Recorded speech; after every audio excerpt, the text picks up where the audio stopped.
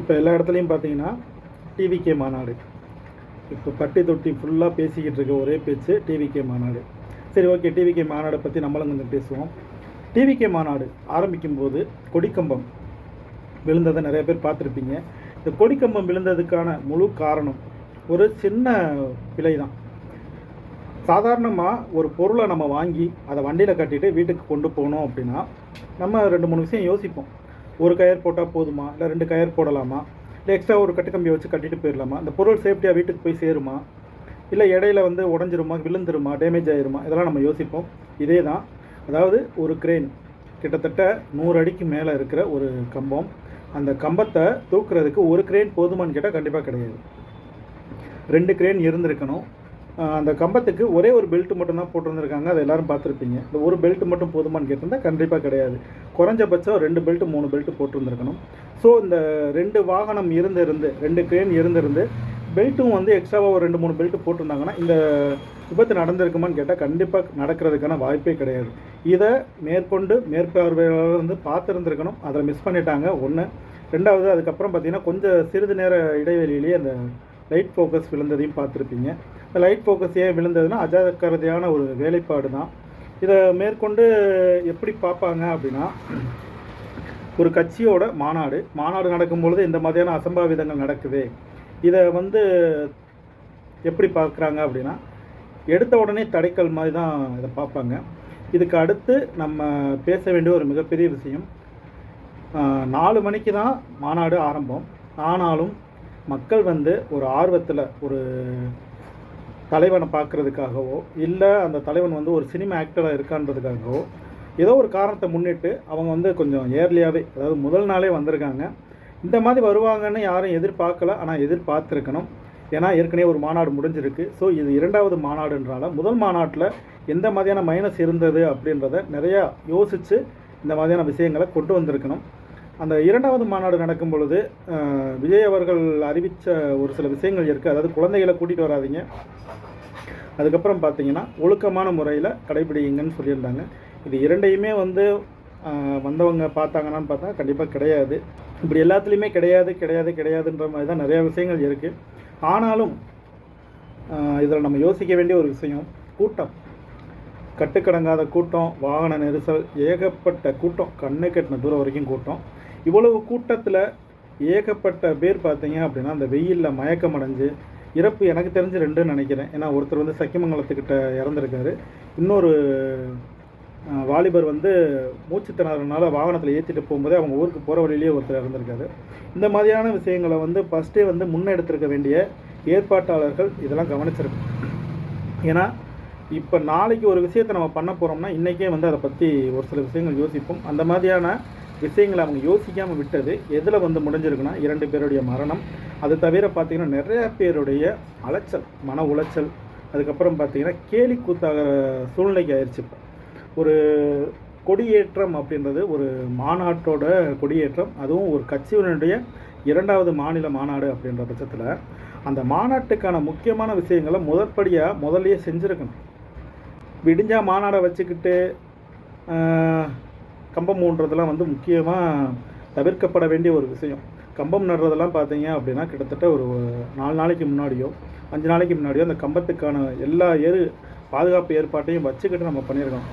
ஆட்கள் உள்ளே எல்லாம் சுற்றி பார்க்க ஆரம்பித்து அவங்க வாகனங்கள்லாம் நிற்கும் பொழுது கம்பத்தை ஏற்றினதே மிகப்பெரிய தவறு. ஏன்னா அந்த காரில் வேறு யாராவது இருந்திருந்தாலோ, ஒரு குழந்தையோ, ஒரு பெண்மணியோ, ஒரு ஆண்பான், யாரோ ஒருத்தர், ஏதோ ஒரு நாய்க்குட்டி உள்ளே இறந்துருந்தால் கூட இன்றைக்கி அது பெரிய மைனஸ் ஆகிருக்கும். அந்த மாதிரியான ஒரு விஷயம் நடக்கலை. ஸோ ஓகே, அதுக்கப்புறம் ஒன்றா பேச ஆரம்பித்தோம் அப்படின்னா, தமிழ்நாட்டில் இருக்க நிறைய பேர் சேர்லாம் கொடுக்க மாட்டேன்ட்டாங்க. அதாவது அந்த கான்ட்ராக்டர்ஸ் சேர்லாம் கொடுக்க மாட்டேன்ட்டாங்க. ஸோ கேரளாவில் இருந்து தான் நாங்கள் இன்சைட் பண்ணியிருக்கோம் அப்படின்றதுக்கு ஒரு காரணம் இருக்குது. அதாவது இவங்க என்ன நினச்சிட்டாங்கன்னா, நம்மளுடைய அரசியலை நிறைய பேர் வெறுக்கிறாங்க.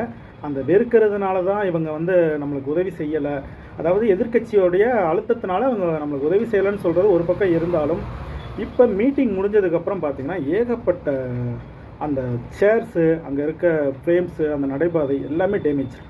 இப்போ இதுக்கெல்லாம் கிளைம் வந்துடும். இருந்தாலும் அந்த கிளைம் வர வரைக்கும் அந்த பொருளுடைய உரிமையாளருக்கு வந்து ஒரு பதட்டம் இருக்கும். எத்தனை பொருள் உடைஞ்சிருக்கு, எவ்வளோ கிளைம் வரும், எவ்வளோ அதில் லாஸ் ஆகும், இந்த போக்குவரத்து இதெல்லாம் பார்க்கும் பொழுது கொஞ்சம் பயம் வரும்.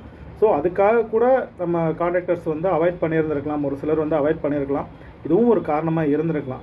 அதுக்கப்புறம் பார்த்தீங்கன்னா கவர்மெண்ட்டு சொன்ன ஒரு விஷயம், அதை சுற்றி, அதாவது மாநாடு நடக்கிற இடத்த சுற்றி இருக்கிற லோக்கல் ஏரியாஸில் ஒயின் ஷாப்ஸு க்ளோஸ்டு, அதுக்கப்புறம் பள்ளி கல்லூரிகள்லாம் கொஞ்சம் மூடிட்டாங்க. ஆனாலும் இதில் வந்த நிறையா பேர், அதாவது இந்த மாநாட்டுக்குன்னு வந்தவங்க தான், ஆனால் அந்த மாநாட்டுக்கு வந்தவங்களில் நிறையா பேர் பார்த்திங்கன்னா உள்ளாட்களும் இருக்கலாம், வெளியாட்களும் இருக்கலாம். நல்லதுக்கு செய்கிறன்ற பேரில் கெட்டது செய்யக்கூட வந்திருக்கலாம்னு கூட வச்சுக்கோங்க. நேராக ஒயின் ஷாப்புக்கு தான் போயிருக்காங்க. அது ஒரு பக்கம் பிரச்சனை ஓடிட்டுருக்கு. அதுக்கப்புறம் பார்த்திங்கன்னா தன்னுடைய தொண்டர்கள் மேலே ஏறி வரக்கூடாது அப்படின்றதுக்காண்டி அந்த கம்பிகளில் கிரீஸ் தடவுனது, அதுக்கப்புறம் தொண்டர்கள் மேலே ஏறும் பொழுது அவங்கள தூக்கி கீழே போட்டது, இந்த மாதிரி நிறையா விஷயங்கள் ஓடிக்கிட்டே இருக்குது. விஜய் அவர்கள் மேலே ராம்பாக் போய்கிட்டு இருக்காங்க. அப்போல்லாம் பார்த்தீங்கன்னா ஒரு குரூப்பே கீழே விழுகிறாங்க. அவர் அதை திரும்பி பார்க்கல. அவர் கவனக்குறைவா இல்லை கூட இருந்தவங்களாவது அதை கவனித்து சொல்லியிருந்திருக்கணும். அதற்காக ஒரு சின்ன வருத்தம் கூட தெரிவிக்கல அவர். இந்த மாதிரி நிறையா விஷயங்கள் இருக்குது. அதில் நிறையா விஷயங்கள் இருந்தாலும் நம்ம கவனிக்கப்பட வேண்டிய விஷயங்கள், அவருடைய பேச்சு, அதாவது விஜய் அவர்கள் பேசிய பேச்சில் வந்து நேரடியாக முதல் மாநாட்டில் வந்து நேரடியாக பேசாத சில விஷயங்களுக்கு வந்து இப்போ நேரடியாக பேசியிருக்காரு. என்ன பேசியிருக்காருன்னா, என்னுடைய முதல் எதிரி, அதாவது டிவிகேவோட முதல் எதிரியே டிஎம்கே தான். அதுக்கப்புறம் பார்த்தீங்கன்னா பிஜேபி, ரெண்டையுமே வந்து ஓப்பனாக சொல்லிட்டாரு. ஓகே, ஓப்பனாக சொல்லிட்டீங்க. எனக்கு கேட்குறது ஒன்று தான், அதாவது ஒரு அரசியல் மாநாடு அப்படின்னா எப்பயுமே இப்படி தான் இருக்கும். நம்ம நிறையா பார்த்துருக்கோம். அதில் ஒரு சில கட்சிகளுடைய அரசியல் மீட்டிங் மட்டும்தான் ஒழுக்கத்துக்கு பின்னாடி பேர் போன கட்சியாக இருக்கும். அது யாருன்னு எல்லாருக்குமே தெரிஞ்சது தான். விஜய் அவர்கள் மாநாடை குறிப்பிட்ட தேதியில் நடக்கணும் அப்படின்னு முடிவு பண்ணதுக்கு எல்லாமே ஓகே தான். ஆனால் அதுக்கு முன்னாடியே மாநாட்டுக்கான எல்லா தேவைகளையும் முதலே பூர்த்தி பண்ணியிருக்கணும். கடைசியில் பார்த்திங்கன்னா எல்லாம் முடிஞ்சு வெளியில் வரும்போது அந்த கரெக்டாக 4 மணிக்கு ஆரம்பித்த மீட்டிங் கரெக்டாக 5:30க்கெலாம் க்ளோஸ் பண்ணிவிட்டு அவங்க கிளம்பிட்டாங்க. போகிறவனுங்க இருக்க சேரை தூக்கிட்டு போகிறது, அதுக்கப்புறம் பார்த்திங்கன்னா வாட்டர் பாட்டிலை தூக்கிட்டு போகிறது, இதெல்லாம் நிறையா நடந்துக்கிட்டே இருக்குது. இது எல்லா கட்சி மீட்டிங்லேயும் நடக்கும். ஒரு சில கட்சி மீட்டிங்கில் மட்டும்தான் அந்த ஒழுக்கத்தை ஃபாலோ பண்ணுவாங்க. அந்த இடத்த இப்போ ட்ரோனில் காமிக்கிறாங்க. அந்த இடத்தினுடைய எவ்வளவு மோசமான ஒரு சூழ்நிலை அந்த இடம் இருக்குது அப்படின்றதுக்கு நம்ம பார்க்கும்போதே அப்படின்ற மாதிரி இருக்குது. அதுக்கப்புறம் முக்கியமான விஷயம், விஜய் அவர்கள் வர்றதுக்கு முன்னாடியே வெயிலினுடைய தாக்கம் அதிகமாக இருந்ததுனால ட்ரோன் மூலமாக தனிச்சாங்க. ஆனால் அதை முதலே செஞ்சுருந்துருக்கணும். ஏன்னா மக்கள் கூட ஆரம்பிச்சிட்டாங்கன்னு வந்தது தெரிஞ்சிச்சுனாலே அதுக்கு அடுத்த செகண்ட் மக்களை பற்றி யோசனை இருந்திருக்கணும். ஏன்னா விஜய் அவர்கள் வர்றதுக்கு முன்னாடி அங்கே இருந்தது பார்த்திங்கன்னா அவங்களுடைய கட்சியில் இருந்த புஷி ஆனந்த், அதுக்கப்புறம் பார்த்திங்க அப்படின்னா அர்ஜுன் யாதவ், இந்த மாதிரிலாம் இருந்திருக்காங்க. அவங்கெல்லாம் வந்து முதல்ல மக்களை பற்றி யோசித்து, மக்கள் கூட்டம் அதிகமாகிக்கிட்டே இருக்குது. ஸோ அவங்களுக்கு என்ன பண்ணணும், வெயில் அதிகமாக இருக்கணும், வெயில் தாக்கத்தை வந்து குறைக்கிறதுக்கு என்ன பண்ணணுன்றதை யோசிச்சிருக்கணும். மிஸ் பண்ணிட்டாங்க. அதுக்கப்புறம் மயக்கப்பட்டு நிறைய பேர் இன்சிடெண்ட் ஆக தான் அவங்க அதை யோசித்து ட்ரோன் கொண்டு வந்து தண்ணி தெளிக்கிறாங்க. இதே வேலையை மக்கள் வந்து முதல் நாளே வந்திருக்காங்க அப்படின்ற பட்சத்தில் காலைல ஒரு 10 மணியில் இருந்து இந்த ட்ரோனில் தண்ணி தெளிச்சிக்கிட்டே இருந்திருந்தாங்கன்னா இந்த தார்பாயை கிழிச்சு எடுத்துகிட்டு போய் தலைக்கு மேலே பொத்தி உட்கார்ந்தது, சுருட்டிட்டு கம்புக்கூட்டில் வச்சுட்டு போனது, இதெல்லாம் நடந்திருக்காது. ஒரு மாநாடு நடக்க போகுது அப்படின்னா அதில் முக்கியமான விஷயம், அது ஒரு ஆர்மியாட்டம் இருக்கணும். இதை செய்ய அப்படின்னா அதை செய்யணும், இதை செய்யக்கூடாதுன்னு சொன்னால் அதை செய்யக்கூடாது. இந்த மாதிரியான கட்சிகள் வந்து ரொம்ப கம்மி, 1-2 தான் இருக்குதுன்னு வச்சுக்கோங்க. இந்த மாதிரியான ஒரு தலைவனை தேர்ந்தெடுக்கும் பொழுது தலைவன் என்ன செய்கிறான், என்ன சொல்கிறான், என்ன பேசுகிறான், இந்த 3 விஷயத்தை வந்து நம்ம கவனிக்கணும். ஒரு தலைவன் பேசிக்கிட்டு இருக்கும்போது பார்த்திங்கன்னா அந்த பக்கம் ஃபுல்லாக ஆர்ப்பாட்டம் கத்திக்கிட்டே கிடக்குறாங்க. இன்னொரு பக்கம் பார்த்தீங்க அப்படின்னா சொல்லவே வேணாம், எல்லாம் தார்பாயை தூக்கி சுருட்டிட்டு கிளம்பிடுச்சு. ஒரு பக்கம் வாட்டர் பாட்டில், கிடைச்ச வாட்டர் பாட்டிலாம் தூக்கிட்டு கிளம்பிட்டாங்க. அதாவது அரசியலை விமர்சிக்க ஏகப்பட்ட பேர் இருக்காங்க. ஆனால் அரசியலுக்கு வரவங்களை விமர்சிக்கிறதும் நிறைய பேர் இருக்காங்க. ஆனாலும் அந்த அரசியல் காட்சி மாநாடு மீட்டிங்னு வரும்போது அங்கே வரவங்க எப்படி இருக்கணுன்றத அந்த கட்சியினுடைய தலைமை வந்து எப்பயுமே ஒருங்கிணைக்கணும். அதை வந்து இவங்க நெறி தவறிட்டாங்கன்னு தான் சொல்லணும், ஓப்பனாக சொல்லணும்னா. ஏன்னா இப்போ ஒரு சின்ன கல்யாண ஃபங்க்ஷன்னா கூட அது ஒரு சின்ன அசம்பாவிதம் நடந்துடக்கூடாது அப்படின்றத யோசித்து யாரை முக்கியமாக முன்னாடி அழைக்கணும், யாரை பின்னாடி அழைக்கணும், யாரை எத்தனை மணிக்கு கூப்பிடணுன்றதை யோசித்து தான் பண்ணுவாங்க. ஆனால் இவ்வளோ பெரிய மாநாடு நடக்கும் பொழுது மக்கள் முதல் நாளே வந்திருக்காங்க அப்படின்றது தெரிஞ்சோம். அந்த இடத்துல வந்து அதுக்கான பாதுகாப்பு எல்லா ஏற்பாடுகளையும் முன்னாடி செஞ்சுருக்கணும், செய்யலை. இவங்க கிரீஸ் தடவினதெல்லாம் தொடச்சிட்டு ஆட்கள் ஏறி மேலே போகும்போது அவங்கள தூக்கி கீழே போட்டது, இது எல்லாத்தையுமே, அதாவது எல்லாருமே வந்து பார்த்திங்க அப்படின்னா படம் பார்த்துருப்பீங்க. அதில் வந்து பிரகாஷ்ராஜ அரசியல்வாதியாக இருக்கும்போது வீடியோ எடுக்கிற ஃபோட்டோகிராஃபர், அவரை கதாநாயகன் அவர் பேசுகிற நல்லதை விட கெட்டதை நிறையா எடுத்து வச்சுருப்பார். அதே மாதிரி தான் எல்லா மாநாட்டிலையுமே அரசியல் தலைவர்களும் சரி, அவங்களுடைய தொண்டர்களும் சரி, எந்த சரியான இருக்கோ அதெல்லாம் விட்டுருவாங்க. எது தவறான விஷயமா இருக்கோ அதைத்தான் நிறையா எடுத்து திரும்ப திரும்ப திரும்ப திரும்ப ரீடேக் மாதிரி போட்டு காமிச்சிக்கிட்டே இருப்பாங்க. இதை நம்ம அவாய்ட் பண்ணவோ மறுக்கவோ முடியாது. இது எல்லா இடத்துலையும் நடக்கிறது தான். அது பெருந்தலைவர் காமராஜர்லேருந்து எல்லாத்துக்குமே அதுக்கு அடுத்து அடிக்கலாம் எல்லாம் வந்துருச்சு. ஏன்னா அவரே தோக்கடிச்சவங்க தானே நம்ம. ஸோ எல்லாரையுமே எப்படின்னா நேர்பார்வையிலே பார்க்கறது கிடையாது. மறைமுகமாக இது நடக்குது, என்ன நடக்குது, என்ன நடக்குது, இது நடக்குது, அது நடக்குதா, இதுக்காக ட்ரோன் கேமராஸ் நிறையா ஓடிக்கிட்டே இருக்கும் பொழுது இந்த மாதிரியான தவறுகளை அவாய்ட் பண்ணுறதுக்கான வழிமுறைகளை முதலே யோசிச்சிருக்கணும். ஏன்னா நம்ம காந்தி காலத்துலேயோ நேரு காலத்துலேயோ இல்லை. ஏதாவது ஒன்று நடந்தால் பத்திரிக்கையில் எழுத மட்டும்தான் முடியும் அப்படின்ற ஒரு சூழ்நிலையில் நம்ம இல்லை. இன்றைக்கி எல்லாத்தையும் ஒரு செகண்டில் வீடியோவை நம்ம பார்க்க முடியும். ஸோ மாநாடு நடக்கும் பொழுது அதற்கு முன்னாடி ஏற்பாடுகள்லாம் முன்னாடியே முடிச்சிருந்தால் மாநாடு சிறப்பாக நடந்திருக்கும். ஒரு சில அசம்பாவிதங்கள் இருந்திருக்காது. இந்த அசம்பாவிதம் நடக்கக்கூடாதுன்றதை முன்னாடியே கணிக்க தவறிய அந்த நிர்வாகிகளுக்கு மேலே தான் இந்த ஒரு குற்றச்சாட்டை மேற்கொண்டு நம்ம வைக்க முடியும்.